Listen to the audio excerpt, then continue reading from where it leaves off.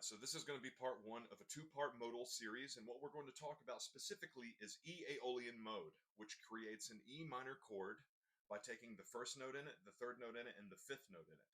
And I might also want to mention that this Aeolian mode is a diatonic scale, which means it has 7 notes. And you can play it many different places on the neck.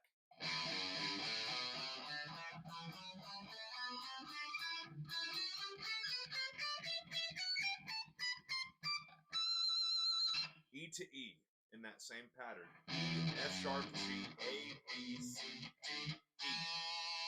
And so if you take out of that pattern the E, the G, and the B, which constitutes the E minor chord out of that E Aeolian scale, then you can just play the E, the G, and the B in a pattern on the neck, or you could play E, B, G instead, or you could do B, G, E.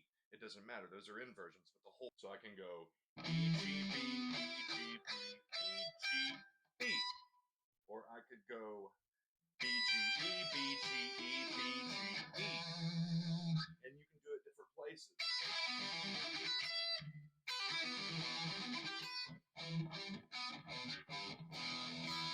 But once you find them all, you start to develop these kind of relative locations to figure out the rest of the scale. So your homework is that you need to find a droning E note, just a droning E note. You can look it up on YouTube. And what I want you to do is to just try to play everything that I taught you in this video.